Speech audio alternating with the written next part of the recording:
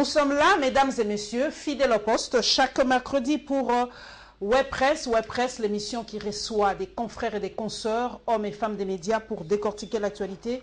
Aujourd'hui, j'ai le réel plaisir de vous présenter pour la toute première fois à WebPress. Et je vous le dis toujours, WebPress, c'est votre émission, c'est l'émission des hommes et des femmes des médias. Très heureuse de recevoir pour la toute première fois Christian Elongo, Casse Info et B1 Télévision. Très heureuse de vous recevoir, Christian. En tout cas, l'honneur pour moi aussi est PKK. Merci beaucoup. C'est vraiment gentil, Christian Elongo, d'avoir accepté, en tout cas sous ce soleil ardent, en tout cas d'être avec nous et avec mon confrère que j'apprécie énormément et qui me sauve la vie. Moi, je le dis et vous n'allez pas comprendre pourquoi. Marcelin Tshiswaka de Congo Web Télévision, et avec ce grand bonhomme, avec ce grand homme des médias, nous allons parler de la situation à Kananga. Comme vous le savez, la situation n'est pas très bonne, entre guillemets, à Kananga, malgré la descente du ministre de l'Intérieur et d'une délégation pour essayer d'arranger la situation. Eh bien, ça ne va pas du tout. Nous allons essayer de décortiquer la situation, de savoir le pourquoi, le comment et les où des 6 questions de référence, comme on nous a appris dans notre alma mater, les FASIC. Pourquoi cela, comment, pourquoi et qui est derrière la situation à Kananga. Nous allons parler des 100 jours du Premier ministre Sami Malibanga, le bilan. 100 jours déjà, beaucoup ne lui donnaient pas ce temps-là, mais voilà, il y est. 100 jours, c'est dans quelques jours. Nous allons parler de l'impact de l'annulation de la visite du pape François à Kinshasa, en République démocratique du Congo. Diplomatiquement, est-ce que ça impacte sur l'image de la RDC? Je commence par mon estimé confrère Christian Elongo de Casse Info et de B1. Qu'est-ce qui se passe à Kananga aujourd'hui, hein? Twitter, la twittosphère est en alerte, Facebook est en alerte, Instagram est en alerte. Qu'est-ce qui se passe à Kananga, Christian Elongo? En fait, la situation aujourd'hui à Kananga et Paulette, c'est plus grave que ce qu'on s'imaginait. Parce qu'il y a quand même le vice-premier ministre sur place.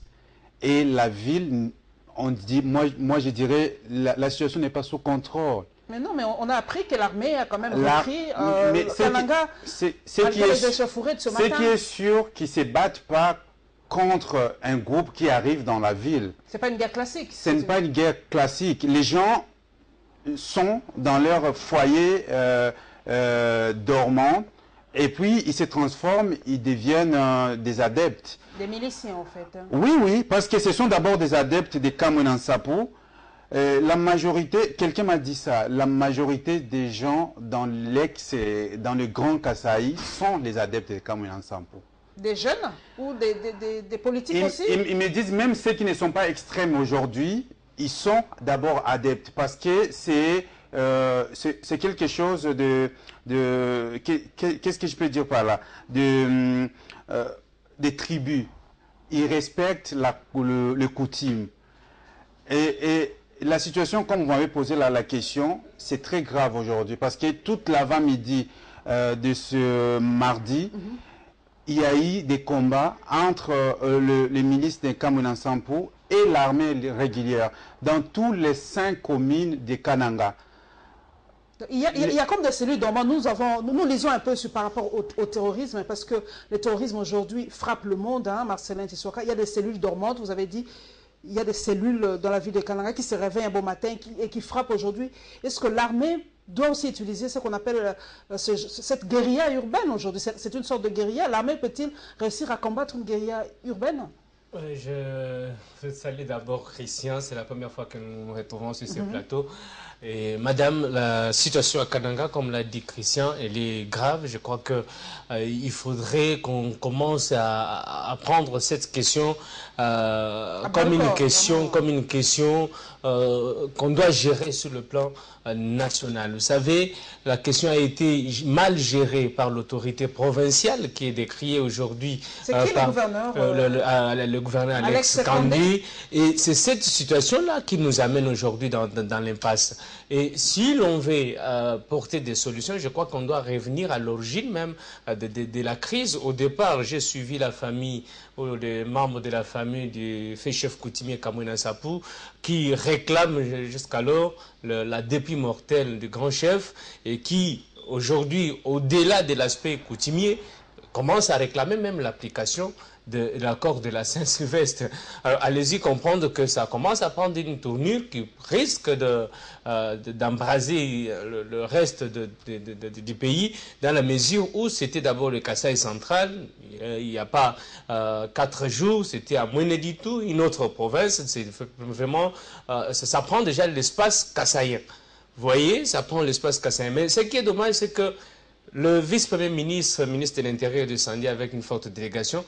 Mais voilà qu'au moment où Ramazani Chadari est à Kananga, c'est Kananga qui est attaqué. Pourtant, on semblait bien maîtriser la situation. Je crois que c'est déjà, s'il faut faire la lecture, c'est que la mission n'est pas bien acceptée au niveau du Kasaï central. Est-ce que la famille, est-ce qu'on a côtoyé, on a approché la famille biologique de Kamana Sapu? Parce que Marcelin dit, on réclame même sa dépouille mortelle pour qu'on l'enterre selon les rites coutumiers. Mais en fait, l'objectif des Ramazan Chadari à Kananga, c'était de réconcilier. La réconciliation entre le membre de la famille et les autres Kassaïens qui sont à l'origine de la situation. Nous connaissons tous la base, le début de cette situation. C'était les problèmes de succession sur les chefs coutumiers. Et puis après, il y a eu la mort de ces chefs qui vivaient en Afrique du Sud, qui était un médecin, et qu'on voulait prendre sa place, et qu'il est revenu. On connaît la situation, nous connaissons le début. Mais aujourd'hui, c'est que la présence de Ramazan Chadari et l'attaque des Kananga, c'est pour... c'est comme ce qui s'est passé à l'Est. On a l'impression que l'Est est en train de se rapprocher de Pour eux, c'est pour se faire attendre aux autorités nationales que nous sommes là et qu'il faut qu'il y ait des réconciliations. John vient de parler tout à l'heure.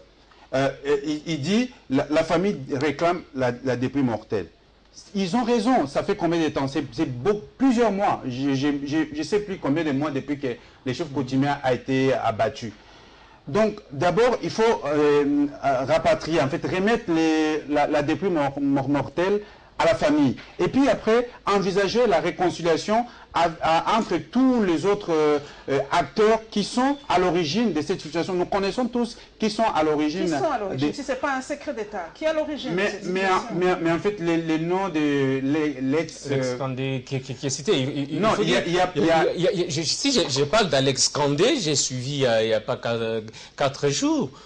Sur RFI, les membres de la famille du grand chef coutumier qui ont cité nommément Alex Kandé disant qu'il fallait que monsieur le gouverneur réponde à ses responsabilités. Vous voyez déjà que c'est une question qui a été mal gérée dès le départ. C'était un problème tout à fait coutumier. Aujourd'hui, la question devient purement politique.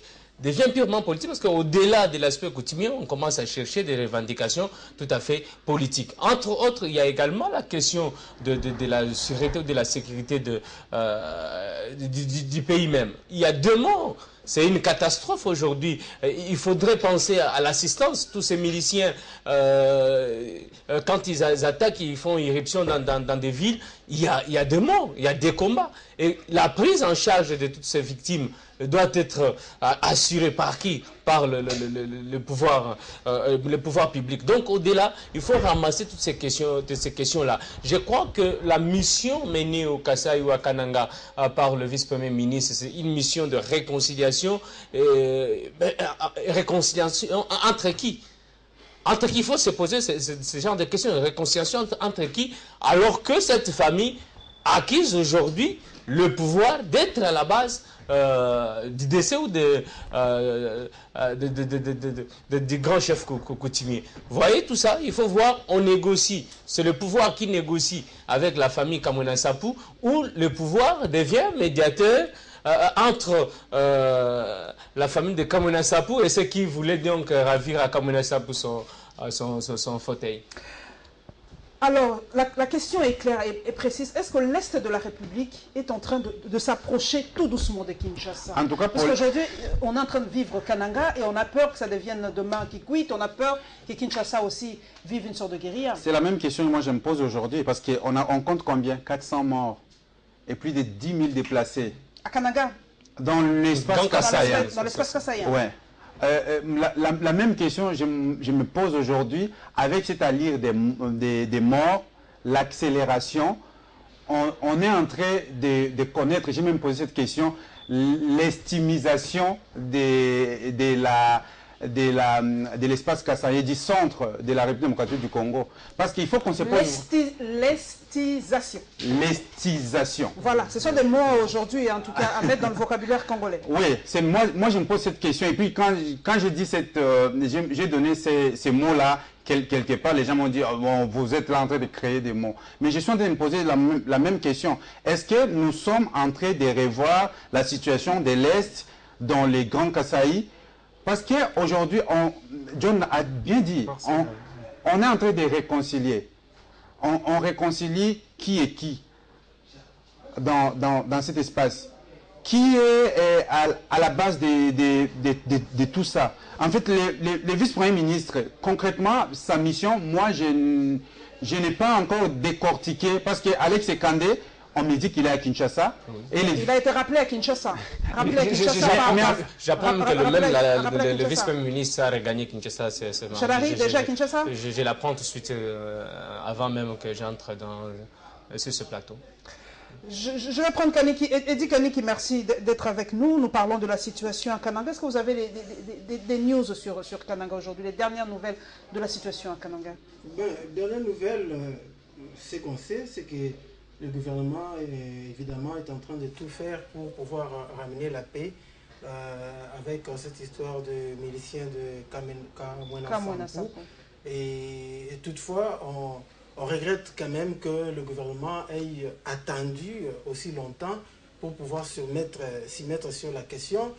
Il a fallu d'abord qu'on puisse compter autant de morts. On le dit toujours assez que lorsqu'il y a un mort de plus, c'est déjà c'est une mort de trop. Toutefois, je voudrais quand même ici responsabiliser le gouvernement comme d'habitude.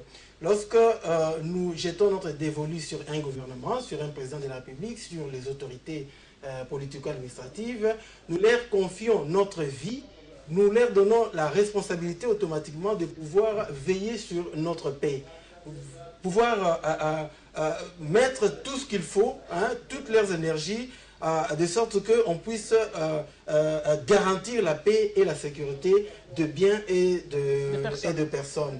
Alors, chaque fois qu'il y aura de telles situations et qu'on comptera de nouveau de morts, moi j'ai l'impression que le gouvernement ou si vous voulez les autorités sur qui nous avons jeté notre dévolu, n'arrivent pas à satisfaire à notre désiderata. Et ici, notre désiderata, ici, c'est la question de paix et la question de sécurité. Marcelin, est-ce que nous sommes en train de revivre la RDC des années 60-65 aujourd'hui? Parce qu'en tout cas, il y a plusieurs foyers de tension aujourd'hui, on ne comprend plus rien. Faut-il un sauveur, un timonier, je ne sais pas moi, un rassembleur pour sauver la RDC? On n'y comprend plus. Je crois qu'il est question de la responsabilité de l'autorité pour pouvoir rétablir la sécurité sur l'ensemble du territoire national. Mais ce qu'il faut apprécier, c'est la démarche du vice-premier ministre. Là, je salue, c'est une démarche purement politique. C'est vrai que Chadari ne voudrait pas léser certaines langues. Et il y va, il est parti à Kananga avec une forte délégation, non seulement des députés de la majorité et de l'opposition, mais également la délégation des chefs coutumiers. Mais je crois que ça devrait se régler à l'interne d'abord. Il faut qu'on arrive d'abord à prendre langue avec la famille biologique de Kamwena Sampou. Et au-delà, il faut revoir maintenant les revendications de l'espace kassaïen. Ça aussi parce qu'aujourd'hui, la pauvreté dans ces provinces récemment démembrées des Grands Kasaï est l'une des revendications. Quand vous suivez les notables du Grand Kasaï, tous vous parlent de la pauvreté, tous il ne faut pas, même il n'y a pas des entreprises dans l'espace kassaïen et finalement ça ressemble à des chansons, à des revendications qui pourraient être fondées quelque part. Chris Elongo, Marcelin Tshisoka a relevé quelque chose de profond, c'est la question d'ailleurs que je vais poser à Eddie Kaniki. Aujourd'hui la pauvreté, est-ce aujourd'hui la raison qui va pousser le peuple à faire des rébellions, parce que c'est fondé, parce qu'on a faim, parce qu'on a soif, parce qu'on ne mange pas, on n'étudie pas et tout ça, eh bien rébellons-nous. Ça sera maintenant la raison quand Kikwit ne se sentira pas à l'aise, il y aura une rébellion à Kikwit, quand à l'Équateur les gens disent nous sommes pauvres. Est-ce que c'est une raison pour faire une rébellion? C'est une des causes, mais la cause principale de ce qui se passe dans l'espace Kasaï aujourd'hui, c'est la mort du fait coutumier Kamuna Sampo, l'assassinat, parce qu'il a été abattu. Donc, au moment où on l'a abattu, et que tous les adeptes qui se reconnaissaient à ces grands chefs, ils se sont transformés. Ce n'est pas les gens qui venaient, j'ai toujours dit ça. Ce n'est pas qu'ils viennent, qui prennent des villages. Ce sont des gens qui sont toujours dans le même lieu et qui se transforment. Parce que leur chef a été assassiné, parce que d'autres revendications, Marcella a dit, d'autres revendications, c'est en fait la pauvreté. Mais la pauvreté, il y en a partout. Moi, je suis pas d'accord avec ça parce qu'aujourd'hui, si on dit qu'il faut qu'on prenne des armes, nous tous, même dans ma famille, on va prendre des armes parce qu'on n'est pas riche. On est pauvre, on souffre de la même situation. Ça ne va pas dire que parce qu'on est pauvre, il y a d'autres moyens de revendiquer. Oui, Marcelo, vous allez répondre. C'est vraiment une question cruciale. On a peut-être tendance à ne pas trop l'approfondir. Marcelo a dit quelque chose de crucial. La pauvreté est une des revendications des adeptes de Kamuna Sampo. Est-ce pour cela que chaque Congolais qui se sentirait pauvre, lésé, doivent prendre des armes et dire non, ça va. Peut-être c'est le seul langage qu'ils connaissent. Non, bien évidemment, non. Ce n'est pas parce qu'on est pauvre qu'on va accepter que certaines personnes puissent prendre les armes. Mais toutefois, la pauvreté est également l'une des causes. Parce que lorsque tout un peuple est pauvre, on peut rencontrer dans ces milieux de pauvreté des gens qui peuvent venir orienter psychologiquement, parce qu'une personne pauvre, psychologiquement, c'est une personne faible. Et donc, il y a la possibilité, lorsque dans ces milieux-là, il y a un intellectuel qui veut atteindre certains objectifs, il y a donc la possibilité qu'il puisse manipuler ces personnes, les instrumentaliser à cause de la pauvreté, devrais-je dire.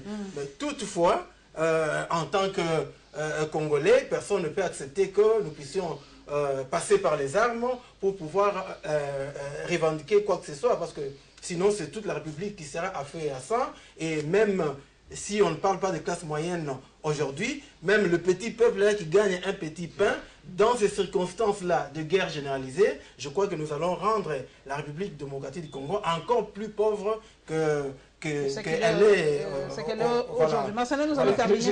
Je ne suis pas en train de faire l'apologie de Kamuna Sampo sur ce plateau, mais je suis dans la politique de la recherche des solutions. Il faut chercher des solutions définitives aux problèmes qui se posent ça et là à travers la République. Il ne faudrait pas qu'on donne des raisons ou qu'on fasse les liens alors à des revendications, ou parce que la famille Kamuna Sampo fait déjà allusion à l'application de l'accord de la Saint-Sylvestre. Qu'est-ce que ça a à voir par rapport à l'abattement ou à l'assassinat du grand chef coutumier? Vous voyez déjà que c'est une brèche, c'est une petite porte qu'on est en train d'ouvrir. C'est pourquoi je disais qu'il faudrait que le gouvernement, dans sa politique, puisse faire en sorte d'éviter, afin qu'il y ait des foyers de tension, parce que quand il y a la pauvreté, et cela n'est pas seulement pour l'espace kassaïen, mais dans toute la République, pour éviter que... mais encore, je déplore quand même l'utilisation des enfants dans ces genres d'activités militaires et des miliciens, tout ça, il faut les déplorer. Déjà, on avait appris qu'il y avait des miliciens qui sont allés faire sortir des élèves dans les écoles.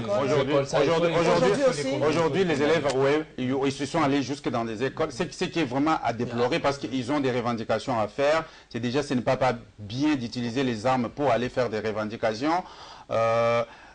Utiliser encore plus des enfants, c'est encore très dangereux. Ça peut retourner contre eux, parce que les enfants de leurs frères, de leurs sœurs, qui sont affectés dans cette situation. Voilà, nous allons prendre maintenant les 100 jours de Badibanga. Christophe, donc je reste avec vous. Je sais que vous sillonnez les cabinets ministériels, c'est pas à se cacher, c'est notre boulot. 100 jours après, quel est le bilan, peut-être dans un des secteurs que vous affectionnez le plus? Est-ce qu'on sent la présence de ce gouvernement? Les promesses, lors du discours de Samy Badibanga, il avait promis beaucoup de choses.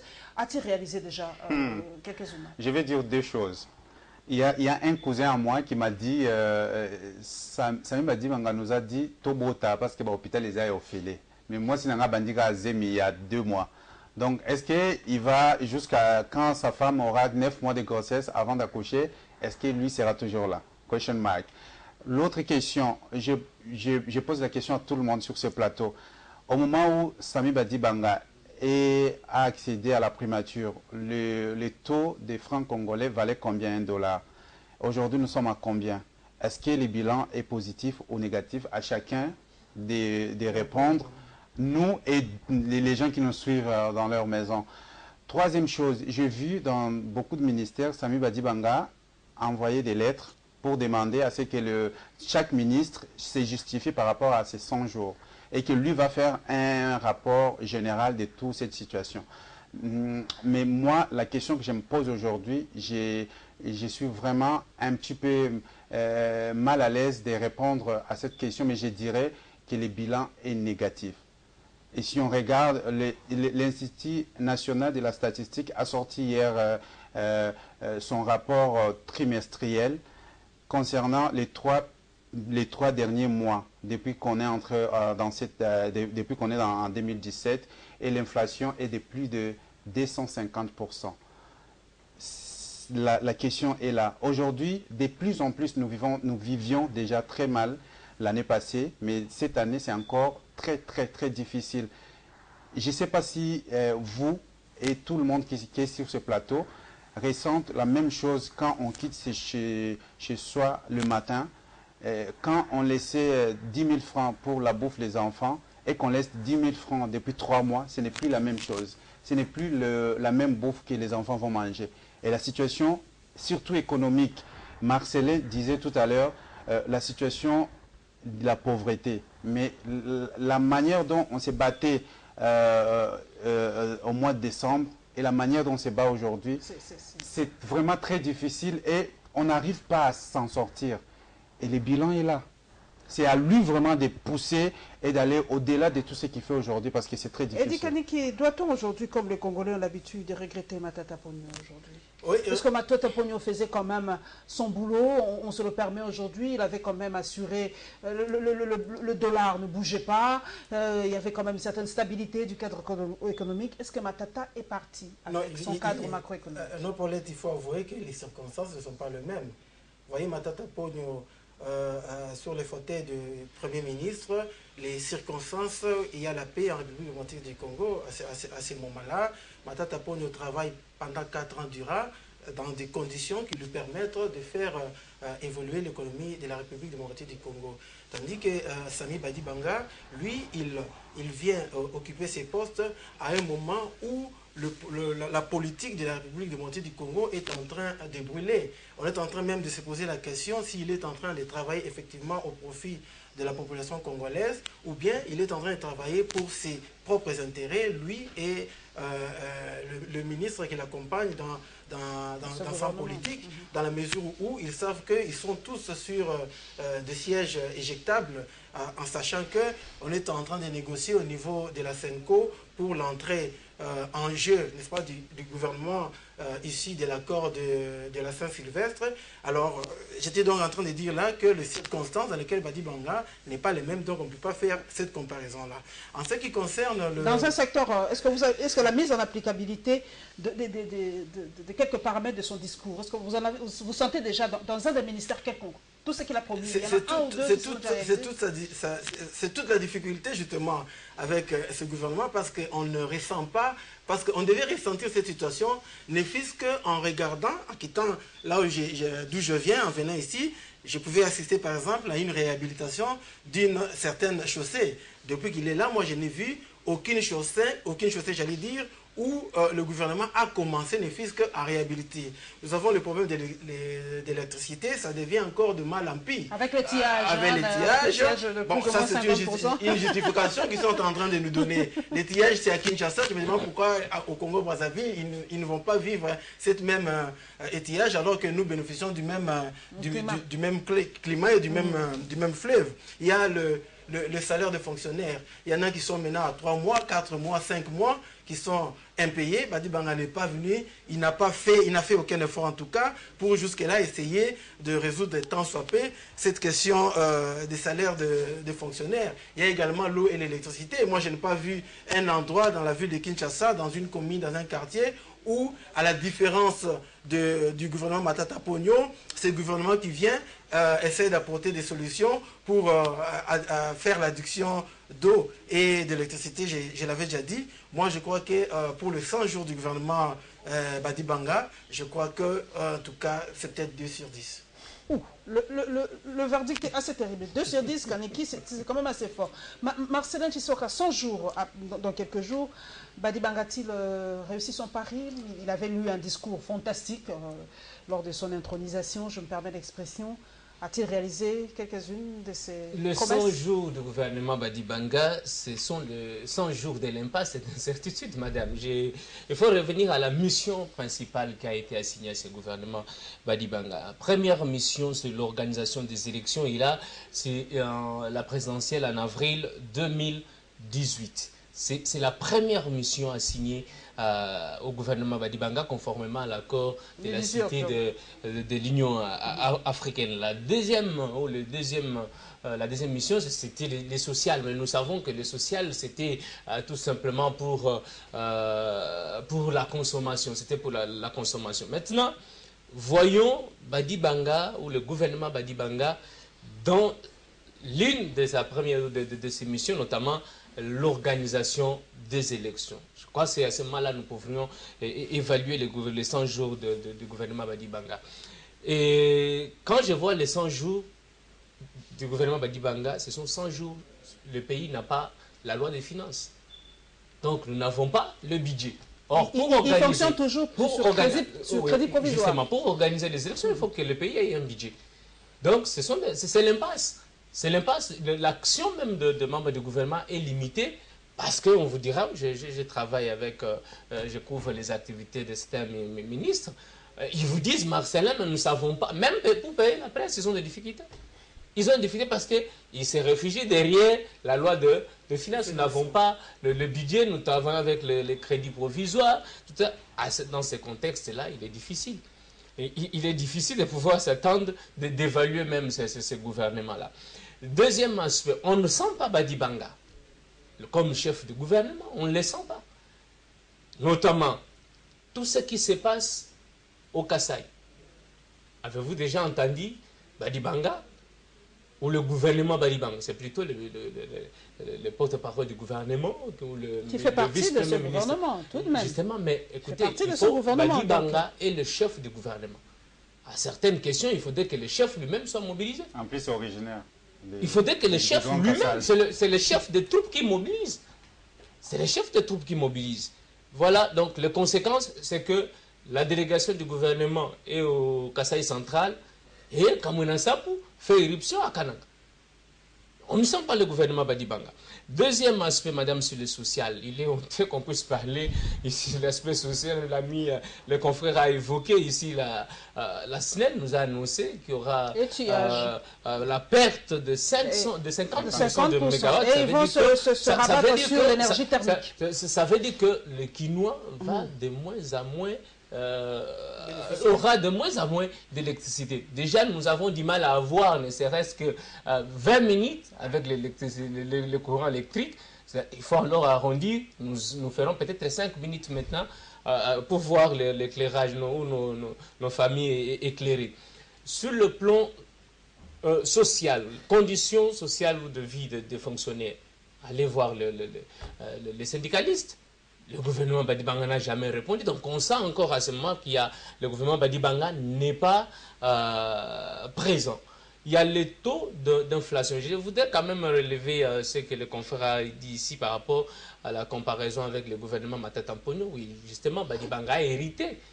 Au sortir de Matata, il y avait déjà l'instabilité de la monnaie. Donc Badi Banga n'a pas si maîtrisé l'instabilité. Il y a l'inflation. Badi Banga a hérité. Il a hérité, mais on ne sent pas son gouvernement dans la recherche des solutions pour bloquer cette inflation. Voilà. Au-delà, si je peux ajouter, au-delà de le sentir dans les actions, on pouvait aussi les sentir en tant que leader d'un gouvernement. Là, je parle de la personne, de l'individu. Parce que sur les réseaux sociaux, c'est vrai que chaque image, une image vaut 1000 mots. Oui. Nous, moi et Christian Elongo, nous vivons dans le net, moi j'ai pas honte de le dire. Nous voyons des photos des ministres se tiennent devant le Premier ministre, mais dans les poches, des statures pas du tout différentes par rapport au Premier ministre. C'est cette question de culture politique aussi qui nous manque. Et on peut pas de leadership. On ne peut pas se tenir devant son supérieur, mais dans la poche. Ça se fait nulle part ailleurs dans le monde. Moi, je critique beaucoup les photos que je vois sur le net concernant Badi Banga. Je ne vais pas revenir sur ce qui s'est passé aux États-Unis. je reviens sur... je vais citer les ministres en relation avec le Parlement, qui étaient avec le Premier ministre. Il n'est pas le seul. Hein. Il n'est pas les mains dans la poche. Il n'est pas le seul à se comporter ainsi. Les premiers ministres, ils croisaient presque les mains. C'est comme s'il y avait un professeur et son élève. Et moi, cette image m'a vraiment choqué. J'ai posté ça, j'ai pas posté, j'ai discuté avec beaucoup d'amis sur cette image, la projection des c'est ça que nos politiques ne comprennent pas sur l'impact des images. Non, mais les gens prennent ces photos et puis ils en font ce qu'ils veulent de ces photos. Mais je vais aussi dire, tout le monde a parlé de leadership des Badi Banga. On ne sent pas ce leadership-là. Notamment, il y a eu des couacs entre lui et les ministres de la Justice. Je vais dire ça. On a vu des leçons, presque leçons de gérance de la primature entre Premier ministre et ministre, comment ça se fait. Donc, Tambemba a donné comme une sorte de leçon. Et directement, c'est tombé sur le net. Tout ce qu'on fait aujourd'hui, ça tombe sur le net. Et la carrure, leadership de Badi Banga devait peut-être se jouer là. Parce que sur le plan touché, matériel comme ça, on ne sent pas. Ça devait plutôt se jouer sur l'image de la personne. Dans le charisme. Les charismes sur cette personne. Et pourtant, il en a les corps pour les charismes. Les corps, il en a. Mais en fait, ce qui projette... Il manque ce petit rien. Il manque ce petit rien pour que ça projette cette... je vais dire l'homme qui arrive. Justement, il y a un problème, c'est que Badi Banga est réduit en confiance. Vous savez que Sam Badi Banga a été élu député par l'électorat, je dirais, sur la liste UDPS. Aujourd'hui, il n'est pas en confiance avec sa famille politique. L'UDPS, qui d'ailleurs le demande de pouvoir démissionner, ça c'est un. Et de deux, même au niveau du groupe parlementaire, UDPS au Parlement, le leadership de Sami Badi Banga ne fait pas l'unanimité. Et il y a le poids de l'accord de la Saint-Sylvestre qui pèse sur lui. Aujourd'hui, au sein de l'opinion, ça réduit un peu son leadership. Donc, le gouvernement Badi Banga n'inspire pas confiance aujourd'hui dans l'opinion. Il y a des signaux. Il faut voir ce qui s'est passé en France avec nos ministres. Vous finirez par comprendre aujourd'hui que dans l'opinion et sur le plan interne, et même sur le plan international, la légitimité même du gouvernement Badi Banga est encore est mise en doute. Ça nous permet de passer vraiment quelques mots sur l'annulation du voyage du pape François. Ça impacte comment sur l'image de la RDC? Ça a été quand même sous Mobutu, qu'on le veuille ou pas, le pape Jean-Paul II était venu 2 fois au Zaïre, mais aujourd'hui le pape refuse de venir en RDC. Qu'est-ce que ça donne comme image? Naturellement, ça fait partie justement du bilan. Ça fait partie du bilan. L'image que ça donne, c'est une image très négative.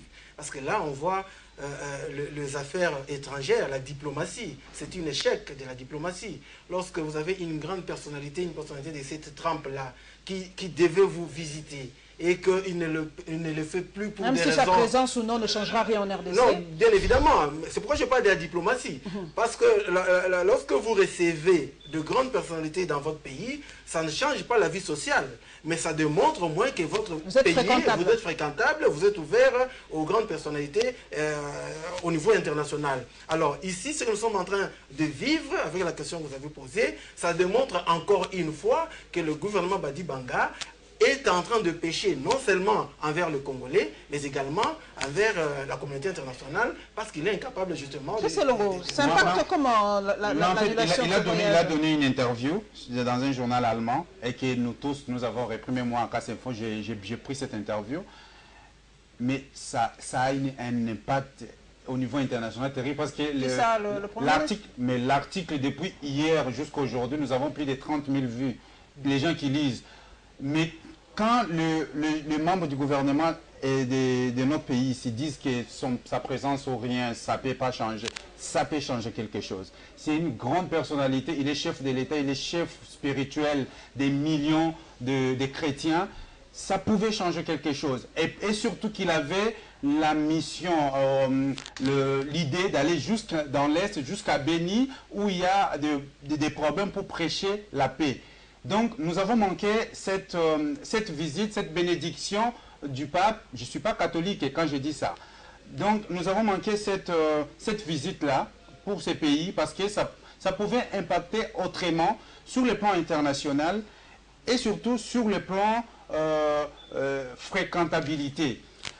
Deuxième chose, la visite du pape pour la RDC, nous parlons de la visite du pape Jean-Paul II jusqu'à aujourd'hui. Parce que sa présence ici, Mobutu, qu'on dise c'est contraire de ce qu'il a fait du mal ou pas, il savait jouer sur cette image-là. C'est pas pour rien qu'il avait organisé les Rumble on the Jungle, les combats du siècle. C'est pas pour rien qu'il a tout fait pour que le pape Jean-Paul II arrive au Congo et canonise au Zaïre, il canonise à Nouarit, il canonise notre frère de l'Équateur, Bakanja, voilà. qu'il inaugure la cathédrale de Kisangani, la cathédrale Notre-Dame de Kisangani, la procure. Jusqu'à aujourd'hui, moi je suis né à Kisangani. Quand on arrive là où le pape a inauguré, c'est écrit au mois de juin 1980. C'est vraiment l'image, on se projette à cette époque, et pourtant je n'étais pas encore né à cette époque. Mais nous avons manqué la visite du pape, et le pape a dit avec les présidents ici, ça ne va pas. Pourquoi? Parce que lui, pour lui, on devait vraiment faire appliquer l'accord de la Sainte-Sévère. Nous continuons avec vous, Marcel. Le pape ne veut pas venir chez nous. Il a quand même déçu beaucoup de catholiques. Moi, je suis catholique. J'aurais aimé voir ce pape qui me rappelle le pape Jean-Paul II par son charisme, sa façon de voyager. On a raté l'occasion de voir le pape François. Justement, la RDC a manqué une belle occasion pour faire de la présence du pape notre plaidoyer, vous savez, ou le plaidoyer de toutes ces femmes violées à l'est de la République démocratique du Congo. Quand on l'entend de la bouche du pape sur le plan international, ça a un impact, même dans la sphère de prise de décision. Vous savez que la RDC venait de vivre, encore une fois, à l'est, l'incursion de rebelles ou des troupes rwandaises à partir de l'est. Il y a la présence des ADF Nalou qui gênent encore la vie sociale au niveau de l'Est, et nous avons des difficultés pour amorcer le processus de développement dans la partie Est. Si ça venait du pape, après ces constats-là, je crois que ça peut prendre... c'était une occasion pour nous, c'était vraiment une vitrine pour faire entendre la voix de tous ces Congolais. Mais il y a une autre question. Vous savez que le pape a une représentation, ou le Vatican a une représentation l'Annonce apostolique en République démocratique du Congo, l'Annonce apostolique qui a accompagné la conférence épiscopale nationale lors des Congo, tractations. Lors dans les dernières discussions, et que l'accord de la CENCO peine à être mise en application. Nous voyons comment les catholiques ou les évêques cherchent à tout moyen, par tous les moyens, comment faire appliquer cet accord qui reste aujourd'hui une voie de sortie de la crise en République démocratique du Congo. Alors, étant donné, en voyant tous ces paramètres, je me dis, le pape n'a pas voulu, on sait qui bloque l'application de l'accord aujourd'hui. Les évêques devaient nous dire, il y a un autre aspect, une petite parenthèse, les évêques devaient nous dire qui bloque finalement, parce qu'ils ont le plan B. Et moi, je m'attendais à ce que si le pape arrivait ici, on pourrait peut-être savoir les grandes lignes du plan B et voir qui bloque. Voilà, qui bloque cet accord. Vraiment, nous regrettons, nous, catholiques, la non-venue du pape François. Pape François qui a le charisme du pape Jean-Paul II, peut-être prochainement, si l'accord est mis en application, peut-être le pape reverra son calendrier et viendra voir en tout cas l'un des grands pays catholiques au monde, c'est la République démocratique du Congo. Merci donc à Christian Elongo de Kassinfo et de B1. Merci en tout cas, la porte de Web Presse vous est ouverte, c'est votre émission. Merci à Eddie Kaniki, en tout cas Eddie Kaniki de Radio Catholique Télévision RTCE. Voilà, merci en tout cas. C'est encore l'œuvre des catholiques. Voilà, à part les écoles, les hôpitaux, les catholiques sont présents en République démocratique du Congo. Et merci à mon sauveur d'aujourd'hui, Marcelin Chiswaka de Congo Web Télévision. En tout cas, c'est une intelligence qui monte. Je crois que d'ici 5-10 ans, ça sera en tout cas la perle de Congo Web Télévision. Et moi, j'assume toujours mes mots. Voilà. Je profite, madame, pour saluer tous ces bourgmestres, parce que quand nous avons parlé la fois passée dans votre émission sur les célébrités dans la ville de Kinshasa, nous avons vu quand même qu'il y a des réactions. Et là, je salue l'initiative du bourgmestre de la commune de Kinshasa, qui a appelé ses administrés à adhérer dans la vision pour la célébrité. Voilà, c'est que dans Web Presse passe. Quand même, vous nous écoutez. Merci en tout cas. Et on ne lâchera pas, en tout cas, cette campagne de dénonciation, en tout cas, pour la saleté, contre la saleté dans la ville, province de Kinshasa. Kinshasa doit redevenir Kinshasa label. C'est notre combat pour cette année. Nous nous retrouverons, mesdames et messieurs, pour notre Web Presse le mercredi prochain. Ciao.